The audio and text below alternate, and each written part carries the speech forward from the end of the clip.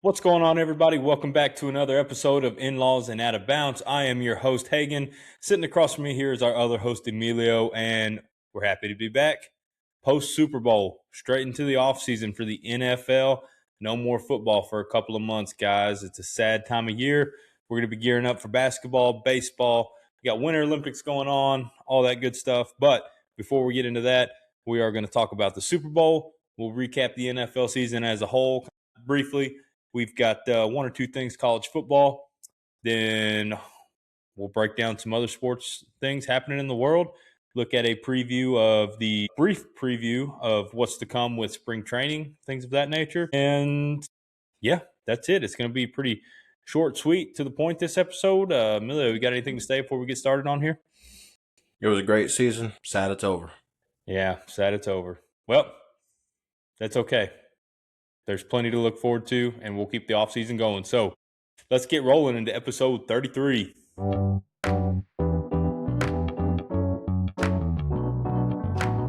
Powered by Riverside.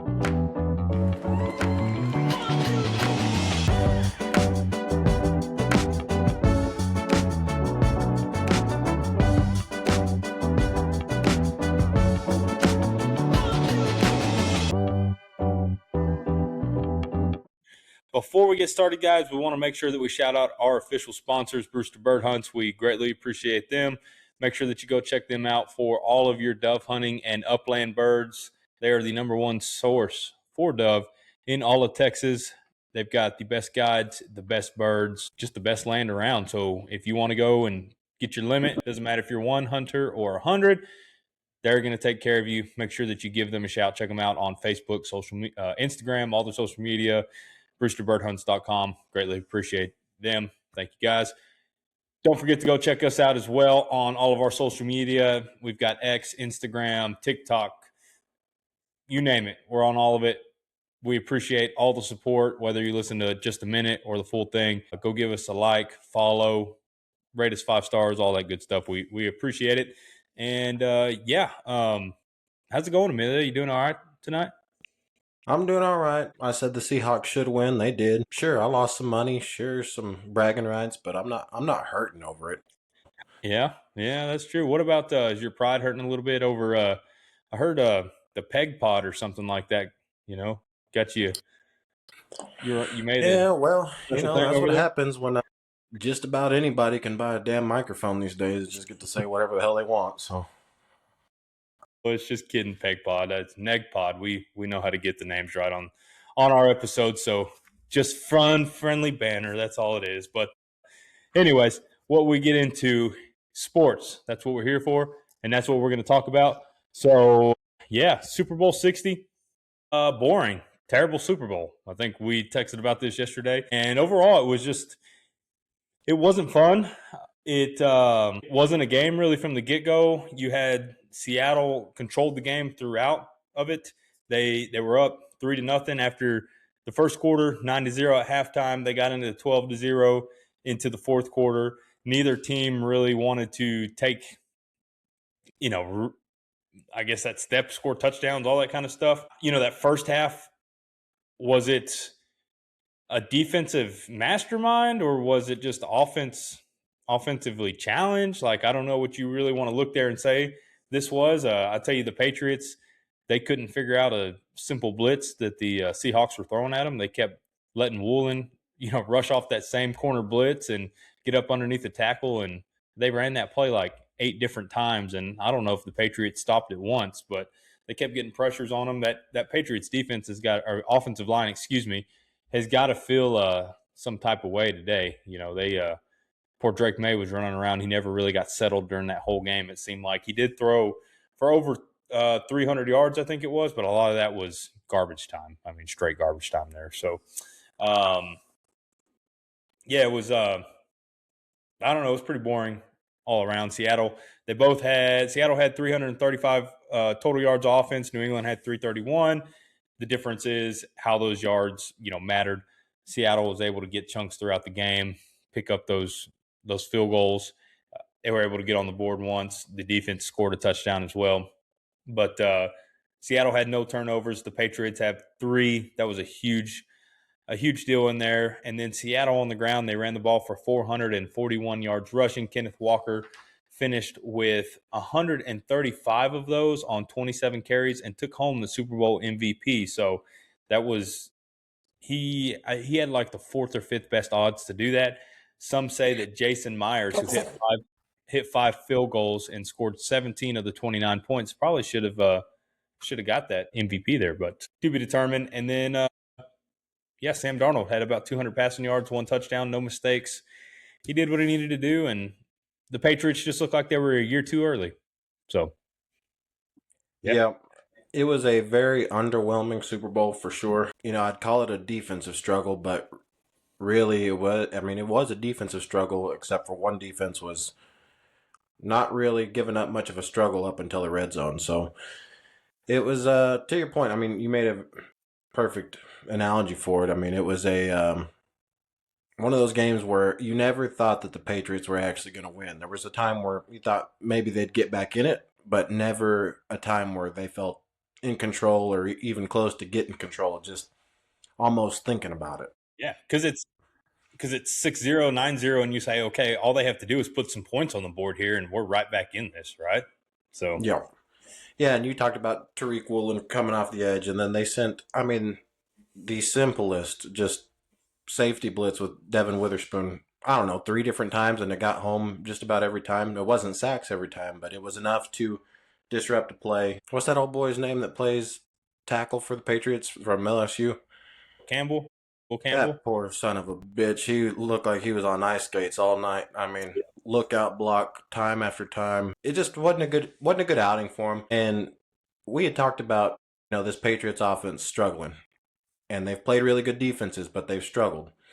And I really expected them to put up something more impressive than that, and that just didn't happen. I mean, it looked early like they were going to try to establish a run game, and then that fizzled away quickly. And that was all she wrote after that. I mean, they never tried to do it again. Mm-mm. They never tried to get a little even offense. I mean, what about screenplays and stuff? They abandoned what they do normally completely. They just got away from it. Yeah, Josh McDaniels that was one of the weirdest play calling games. I heard somebody talk about it earlier in the day. Like, they should have gone and taken that Tom Brady script from 2001 and then just put that in there and said, hey, this is what we're going to do, right? Give this young quarterback and try to make him successful to where he can put 20 points on the board, because he came into the game scrambled. He didn't have a lot of confidence to begin with. He has not played well at all during the 3 games that he's played in the postseason to this point. Now, he played well during the regular season, but he got into that groove where he just wasn't able to get a rhythm going at all. So Josh McDaniels not dumbing down that offense was really strange there. Yeah, I mean, and for it being the Super Bowl, I feel like both coaching staffs were very, very conservative throughout the whole game. Right after about midway through the third, at that point, if I'm the Patriots, you kind of got to abandon the conservative play calling at that point. You got to throw the kitchen sink, and it was like, no, we're barely turning on the tap water. So, I don't know. It was a weird Super Bowl all the way around. Congratulations to Seattle. I mean, that defense, number 1 scoring defense for a reason. They got to score. What they do is very impressive because they get home with 4. So then when you get home with 4 and you send an extra one, it does make it difficult. They're strong against the run. Their secondary is something to write home about. I mean, that defense is what got them to the Super Bowl. It's what won them the Super Bowl. And Sam Darnold, I was wrong. I mean, I said he was going to shit the bed, and he just wet it. I mean, he didn't impress me, but he didn't mess up, which is key. No, Sam Darnold, he did just enough for them. He just kept the ball moving. He got them on the other side of the field in the positive territory, and they were able to turn stalled drives into at least 3 points. And in this game, that's all you needed. Because the Patriots just, for whatever reason, they abandoned the run early. They weren't getting in. And it's something that I've talked about with the Patriots is that they just don't have those playmakers. And I felt like they were a year away. I never thought they would get to the Super Bowl. So congratulations to them. You make it to the Super Bowl. You're a good enough team to get there. they just never had really the talent out there. And it was one of the things, too, that I was surprised of them not getting Stephon Diggs the ball at some point. You have to put – now, Stephon Diggs isn't the same guy from Minnesota or Buffalo, dare I say. He still has that spunk in him and can go do things, but you got to get him the ball at some point. Like, just force feed him if you have to. There's nothing going on. So let's do something, right? And get some kind of offense jiving here. And they just never attempted to do it till very late in in the game. I think that was really – I'm sure he had more catches than that. I don't have it right in front of me, but the first catch that I remember Stephon Diggs having, there was like 7 minutes left in the ball game. Right. So, yeah. No, the Patriots, I mean, definitely wasted opportunity because this wasn't necessarily, like a overwhelming opponent by any means. So this was one that you could have stolen when you probably shouldn't have, but they did it. They have a lot to build on. I think, if it's me, I'm going and fixing that offensive line before I go and add a weapon, but they certainly need some weapons. I mean, I think they're good at the running back spot. Now you just got to go and look at maybe a standout wide receiver and find a way to keep Stephon Diggs, bring back Hunter Henry, and make it a little bit more dynamic. Yep. But I would be very, very concerned about that offensive line first. Their defense, I think, there's enough there that you don't have to do too much more to it. Christian Gonzalez can play football, and he is very, very good at it. There were a handful of times where he is out on an island all by himself with burners, with guys that are absolute talents, and he was making massive plays. The score could have been very ugly if it wasn't for him. So I think it was a good season if you're a Patriots fan. Obviously, there's no moral victories, but you got to feel good about what you saw compared to what you've seen. Oh, yeah. I mean, the turnaround they've had in the past 4 years, right, since Tom Brady has left and all that has happened, for them to turn around and have that rebuild done so quick, you have to be – it wasn't a fun Sunday for you, but it has to still feel good where you are. Take it from a Cowboys fan. I mean, I've been waiting my whole life to sniff a Super Bowl, so to go to one and actually be a part of it would be kind of fun. I'd hate to lose that way. It sucks to lose that way. You didn't even have a chance, but you were there, so it was good. Sam Darnold, out of the 2018 draft class that was there, featuring Baker Mayfield himself, Josh Allen, Josh Rosen, and Lamar Jackson, all these quarterbacks taken in the first round, he becomes the first one to win a Super Bowl out of the bunch. Looking back at this, if you were sitting in 2018, Sam Darnold looked like he was the most talented quarterback here. Baker Mayfield was taken number 1 overall. That was a question way back when. But Sam Darnold seemed like he had all of the talent in the world to go out and get it done. Now, he was still drafted to the Jets, so there was a lot of head-scratching. Can you actually ever get it done with the Jets? No different than Baker Mayfield going to the Browns. It's just one of those organizations that has not been able to ever put anything together. But as you fast forward here, there's a lot of people that would have thought Josh Allen or Lamar Jackson would have gotten a Super Bowl before Sam Darnold or the others. So for Sam Darnold to have this full circle moment of being on 5 different teams in 8-year span, kudos to him. He stuck it out. He proved that he is a quality quarterback in this league, and he is going to have the opportunity for at least a couple more years if he can continue. I mean, he did it last year in Minnesota. He's done it this year in Seattle. He looked decent with the 49ers. Going to the 49ers looked like it resurrected his career, and he's going to have the opportunity to continue to put that product on the field and Ivy for Super Bowls as they go forward, because just like the Patriots have a lot of pieces there for them going forward, so do the Seattle Seahawks.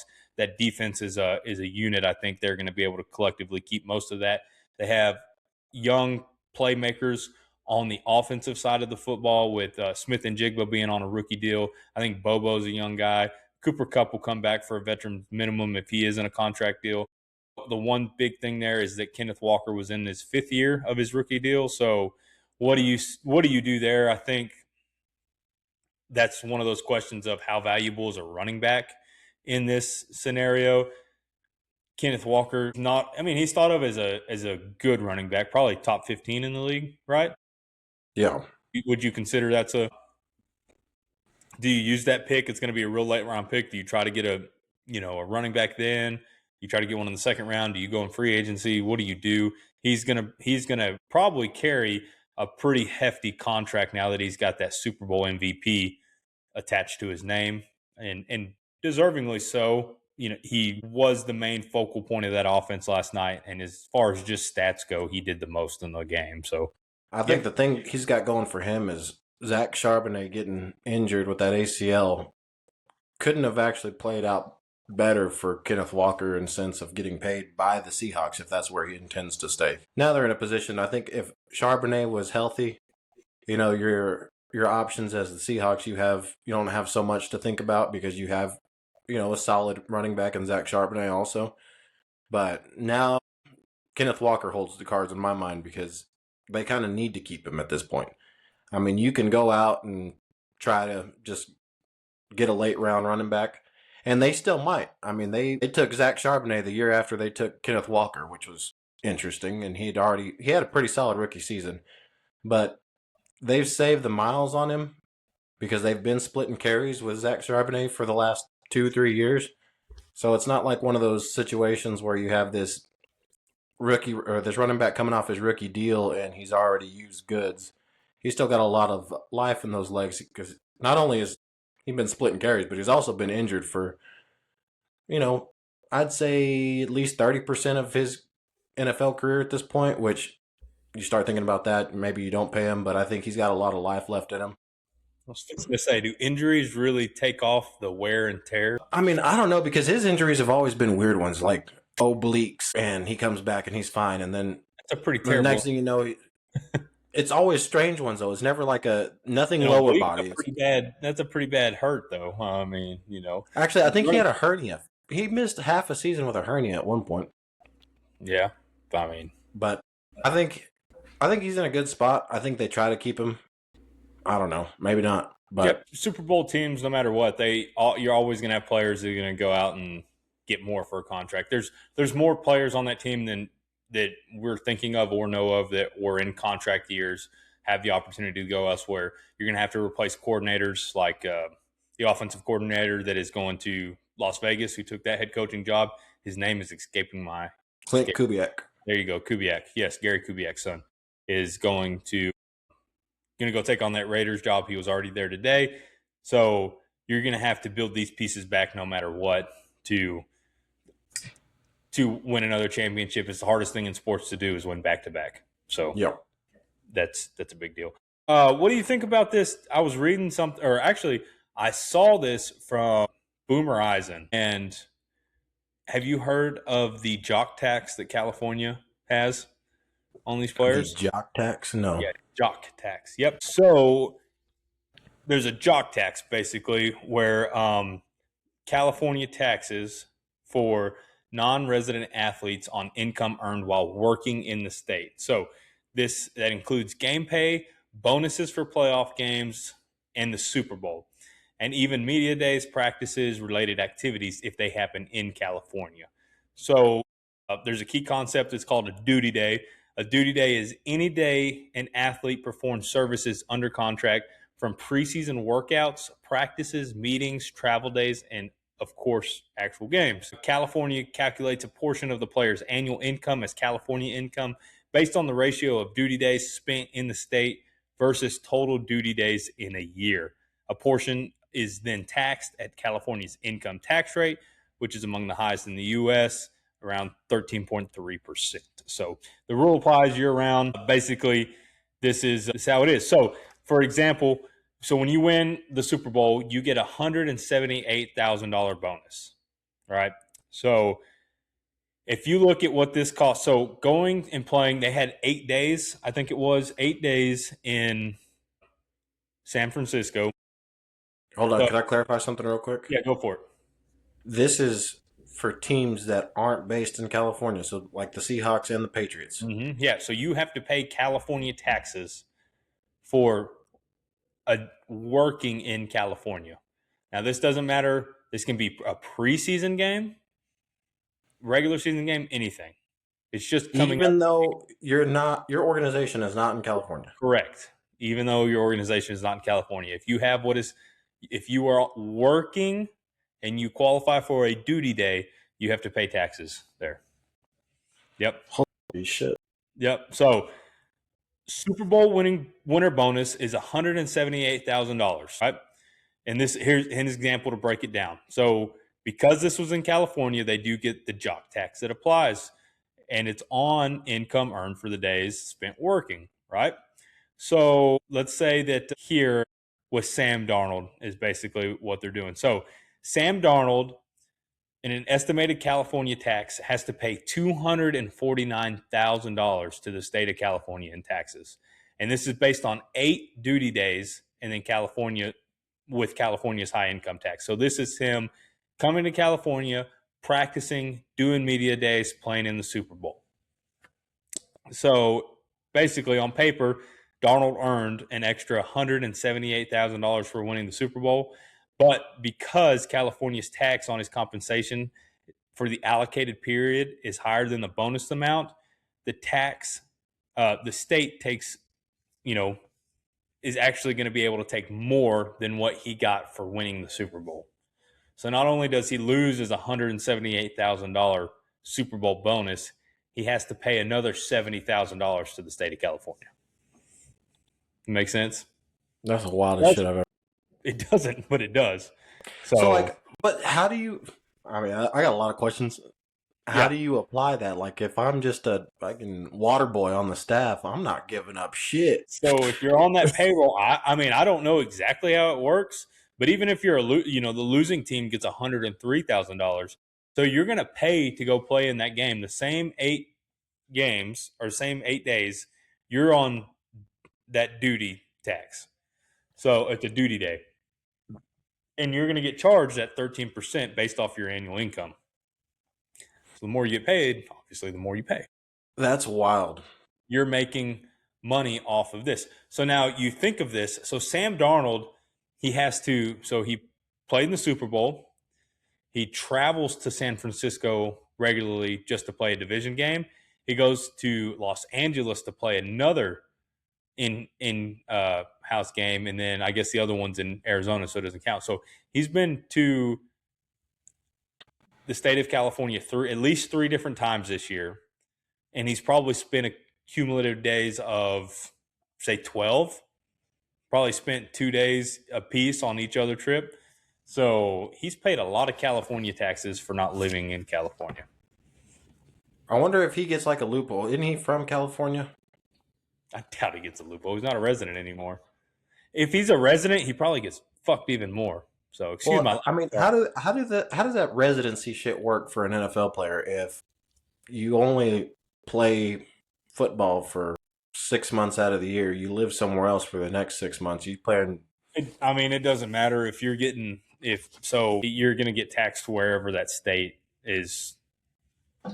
You're going to get Seattle tax or Washington tax, whatever, since that's where your paycheck's being drawn from. So is it not enough revenue brought into the city to have the Super Bowl and all the theatrics and all the goofy shit that comes into the city for a weekend? Is that not enough? You gotta not in communist California. It's not. Ben, we need answers, Ben.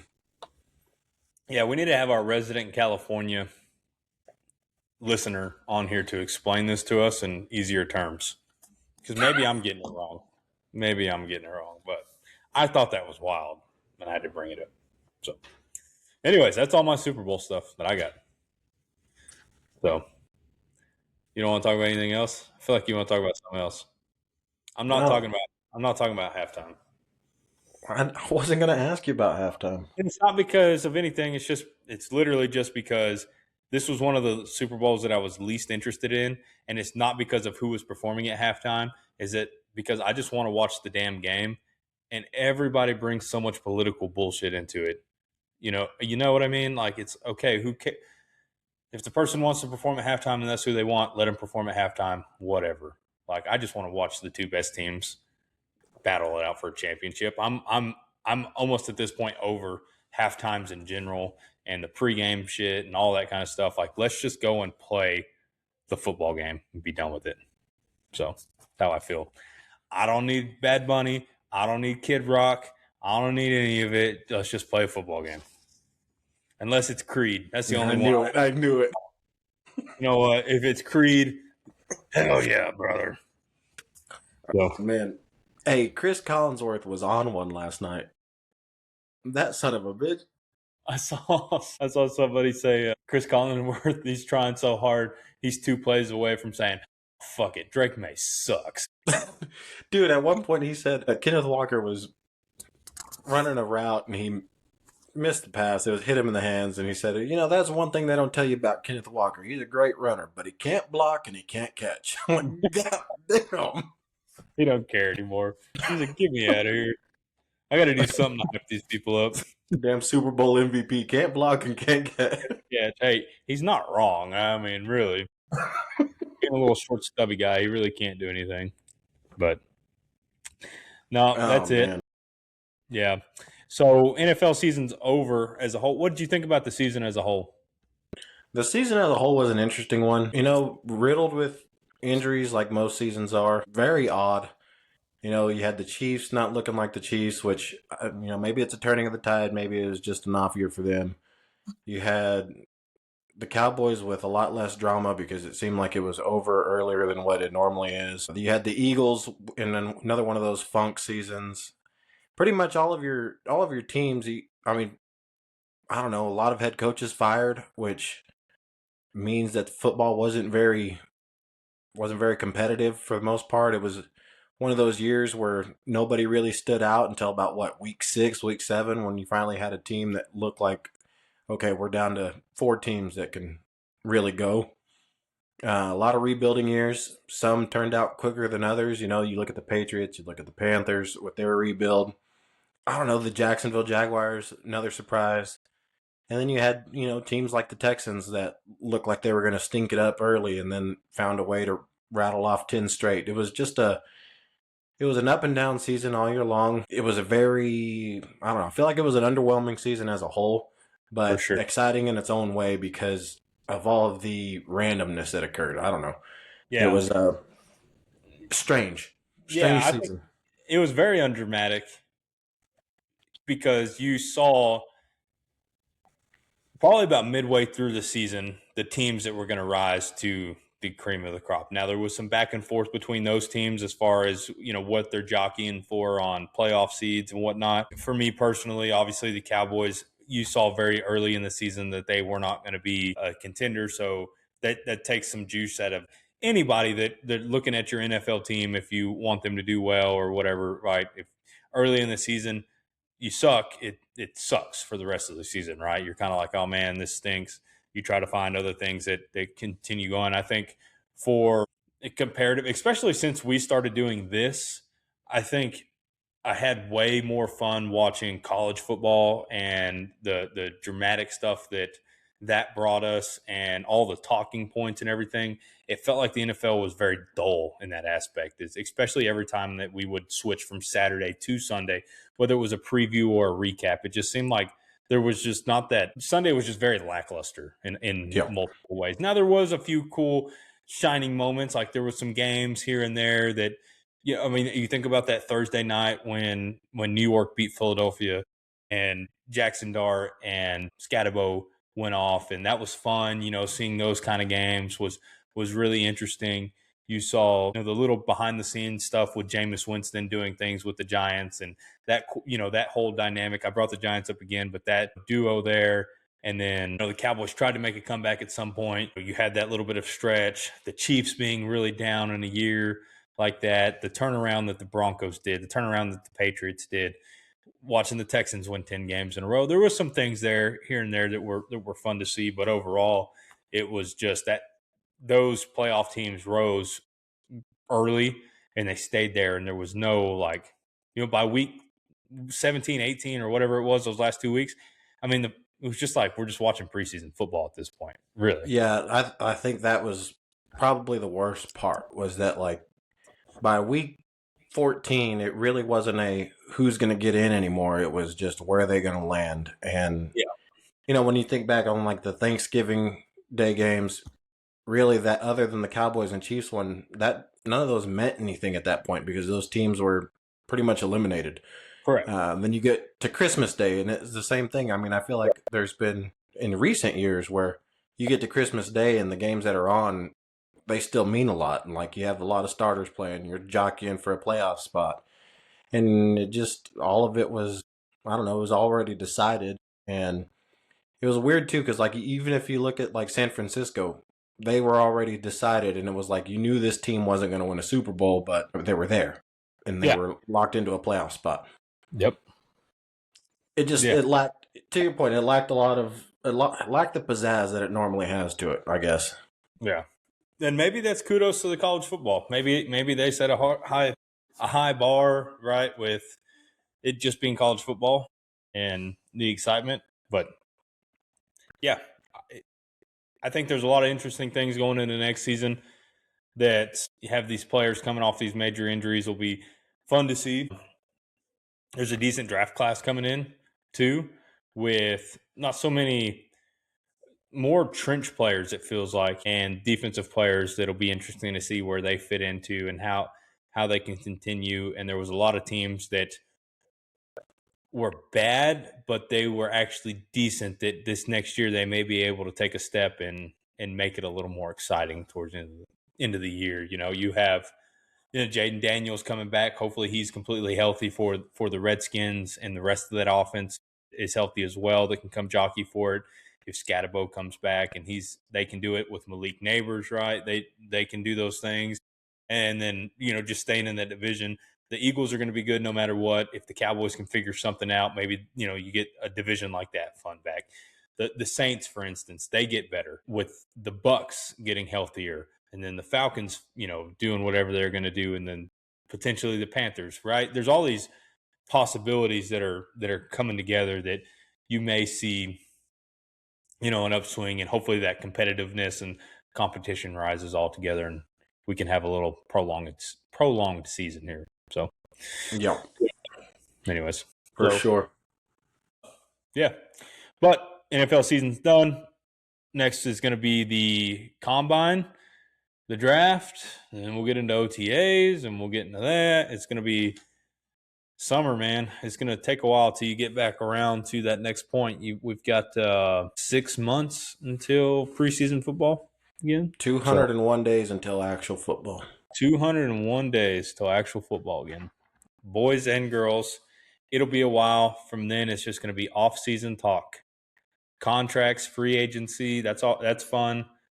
The draft's fun, but it'll come far and few between. So, yep. College football. Speaking of that, did you see old Jeff Traylor talking about? He said, anybody that wants to come buy UTSA a championship, I will give you 24/7, 365-day access to this facility. You can have a whole reality TV series in here, whatever you want to do. But whatever you want to do, come buy us a national championship, spend $50 million, and let's roll. He's going all in on the NIL stuff to win a national championship for the Roadrunners. Could you imagine if the Roadrunners won a national championship? They've got a Valero campus that's right next door to UTSA. Maybe they can go knock on there, get some oil money. Get some oil money. I mean, hey, pack out the Alamo Dome for the Roadrunners.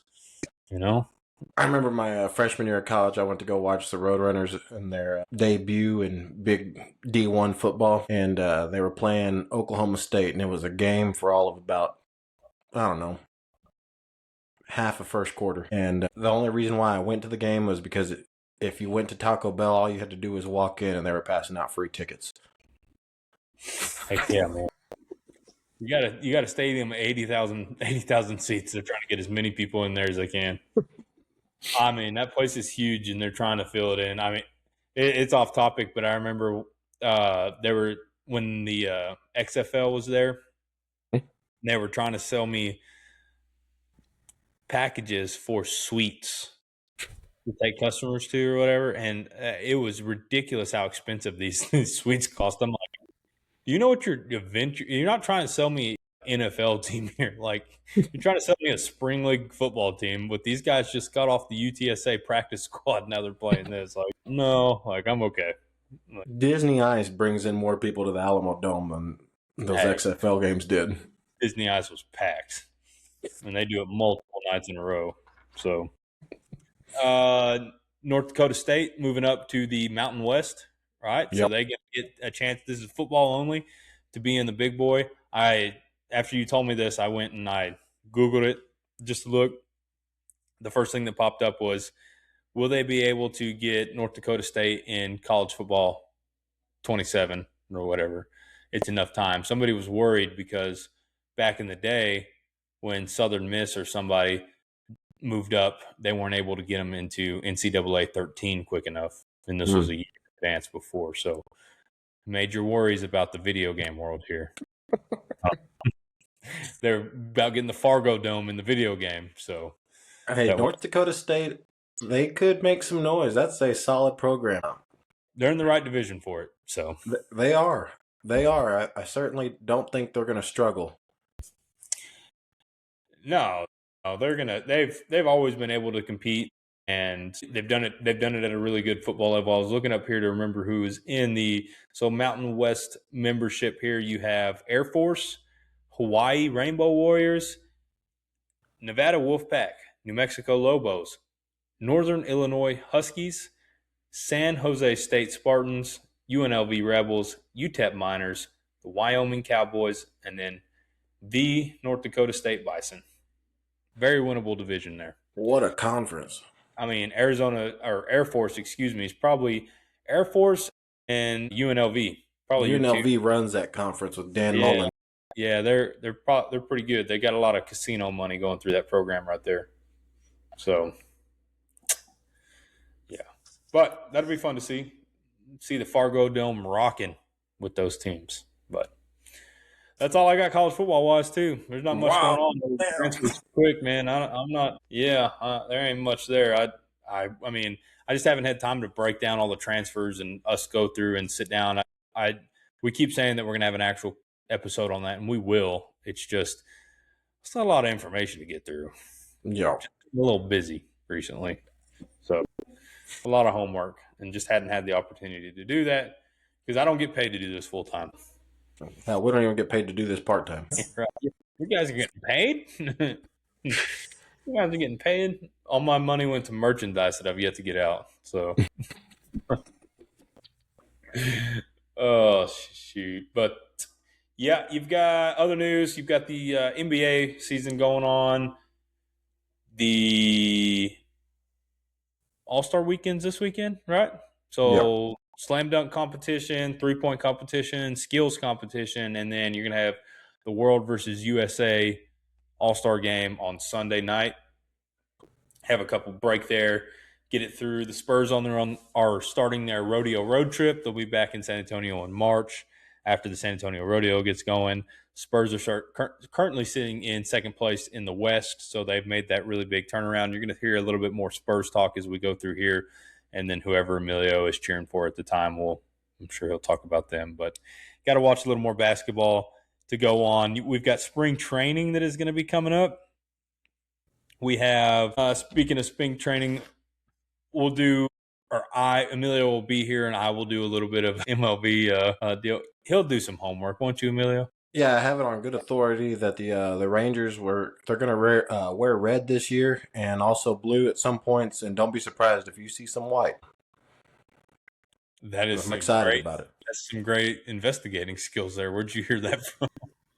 Did Miles tell you that? But no, like the Rangers, major storylines. You've got the Skip Shoemaker era starting here, so it'll be new manager coming in. It's always interesting to see how an organization follows in here because there's going to be different. The club's going to be reshaped on how he wants to do.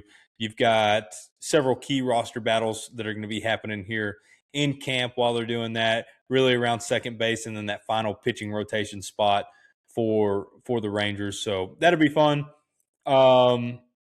They've got, you're going to have minor league invites up in there.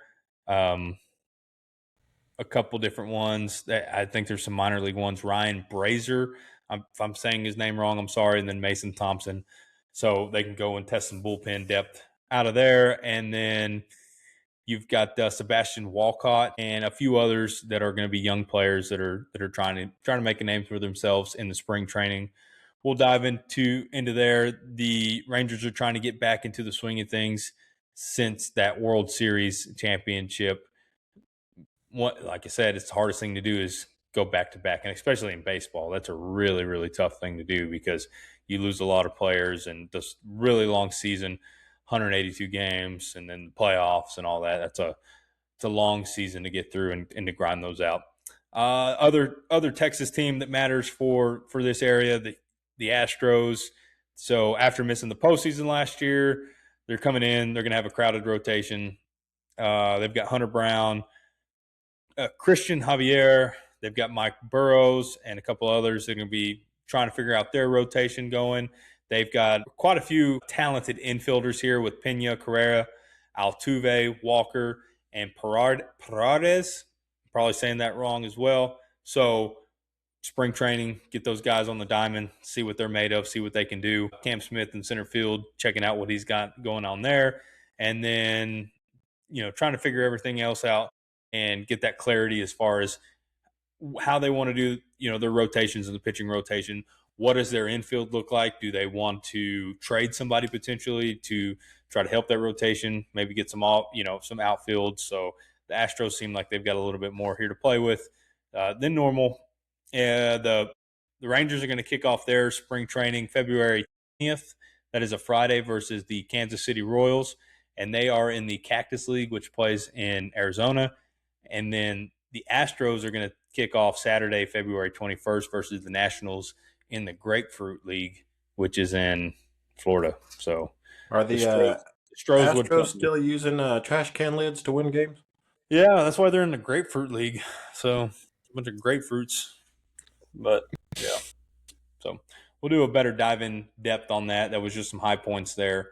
We'll break down rotations, maybe look at some like what their projected roster is going to be and all that good stuff. And we'll look at other teams too. We'll look at, the big ones, the Dodgers, Yankees, maybe the Diamondbacks, the Mets. Anybody, if you have any special requests, let us know. We may have to get Landon on here so he can be our, our baseball connoisseur or whatever you want to call it. So, because he's probably going to listen to this and be like, y'all are dumbasses. Don't talk about this. But it's fair enough, 182 games. We got a long time to figure it out. I mean, I got it. I got it figured out. I just hadn't paid attention as much as I should have since, riding that high of that World Series and lost track somewhere along the way.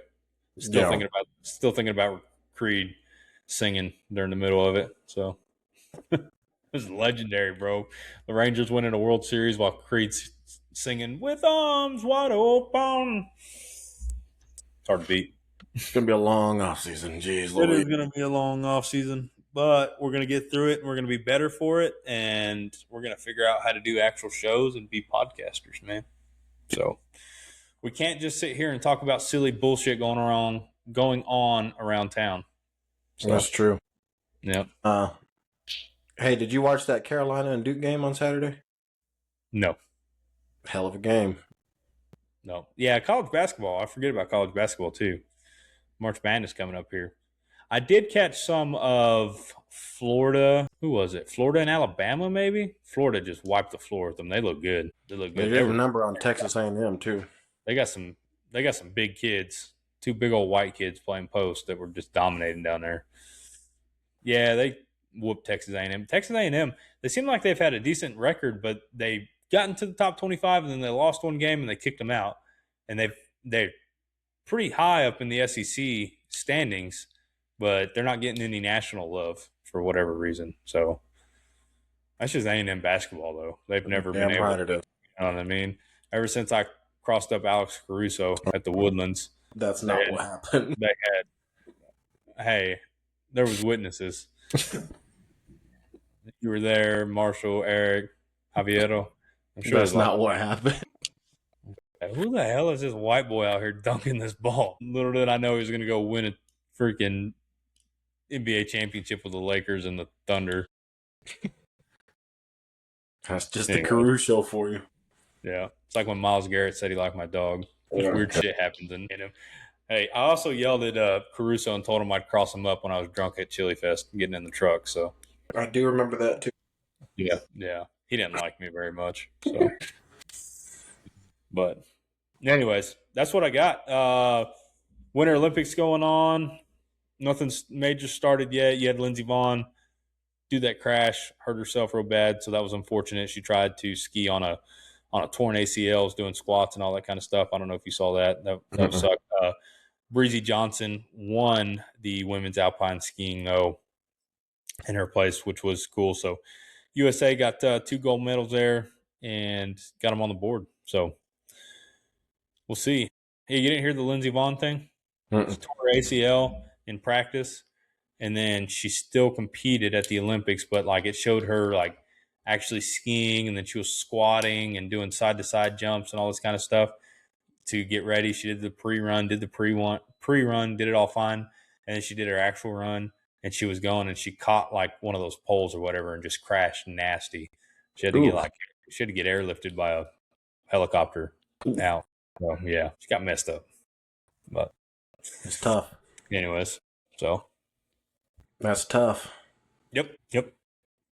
But man, short and sweet. That's all I got. I don't have much else. I didn't. I knew we needed to get on here and talk about the Super Bowl, Yep. and that's it. We're gonna come back better next time. I promise. We'll have college football. We'll have some college football transfer recap stuff. We will look at the MLB season as it goes forward, at least into the spring training. Look at some key things to keep your eye on if you want. We will talk about an NBA. We did have an NBA brawl, so if they keep doing that, that'll be fun. That's what you want to see, right? Brawls. And then Emilio's going to watch golf and hockey for us to keep us updated there. So, no. All right. Well, if you're good, I'm good. Short and sweet. Good. To the point. Don't keep the people sitting on here. So, anyways, guys, we greatly appreciate you joining us. It doesn't matter if it was for a minute, for the whole thing, all that good stuff. Thank you. If you have any suggestions for us going forward, you want to hear about anything, please reach out, let us know. And yeah, we're always open to ideas, criticism, all that kind of good stuff. We're trying to get better and learn. So we thank you, and make sure to go check us out on social media. Make sure to check out Brewster Bird Hunts. And that's it. We're done. We'll be back next time. This was episode 33. Remember that Jesus loves you. He is the reason that we're here and the reason we get to do all these things great. And God is good all the time. So don't forget that. Until next time, this is In-Laws and Out of Bounds. Peace.